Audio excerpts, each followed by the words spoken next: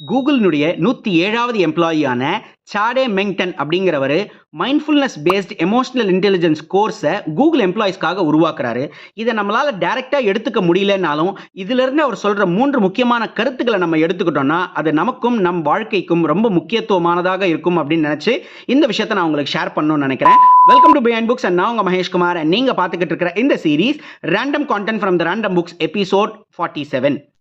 இவர் ஒரு சாஃப்ட்வேர் இன்ஜினியராக இருந்தாலும் இவருக்கு மைண்ட்ஃபுல்னஸ் அண்ட் எமோஷனல் இன்டெலிஜென்ஸ் அப்படிங்கிற இந்த 2 ஏரியாவும் ரொம்ப பிடிச்சதா இருந்ததால இவர் அதுக்கு ரிலேட்டடாக ஒரு கோர்ஸை உருவாக்குறாரு. அண்ட் அந்த கோர்ஸுக்கு சர்ச் இன்சைட் யோர் செல்ஃப் அப்படின்னு பேரும் வைக்கிறாரு.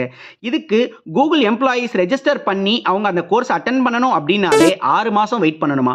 அப்படியாப்பட்ட ஒரு கோர்ஸ்ல இருந்து ஒரு 3 முக்கியமான விஷயங்களை தான் நான் உங்களுக்கு ஷேர் பண்ண போகிறேன். நம்பர் 1, நீங்கள் எந்த ஒரு விஷயம் செய்கிறதாக இருந்தாலும், ஒரு ஜிம்முக்கு போகிறதா இருந்தாலும், ஒரு ரீடிங் ஹேபிட் எடுத்துகிட்டு வரணும்னு நினைக்கிறதா இருந்தாலும், ஒரு மெடிடேஷன் பண்ணுறதா இருந்தாலும் நீங்கள் ஒரு பட்டியை செட் பண்ணணும் அப்படின்னு சொல்கிறாரு அவர். அதாவது ஒரு நண்பனை நீங்கள் கூட வச்சுக்கிறது உங்களுக்கு ஒரு உந்துதலாக இருக்கும் அப்படின்னு சொல்கிறாரு. நம்பர் 1.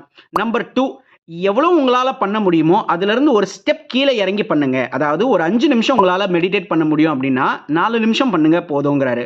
ஒரு 10 நிமிஷம் உங்களால் படிக்க முடியும்னா 8 நிமிஷம் படிங்க போதும் அப்படிங்கிறாரு. இதற்கு காரணம் என்ன அப்படின்னு பார்த்தா ரொம்ப சிம்பிள்.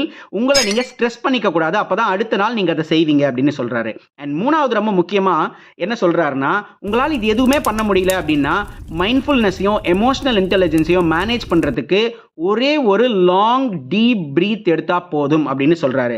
இனிமே நீங்க இந்த 3 ஸ்டெப்ல எதை ஃபாலோ பண்றீங்களோ இல்லையோ, அட்லீஸ்ட் இந்த லாஸ்ட் ஸ்டெப்பை ஃபாலோ பண்ணுங்க.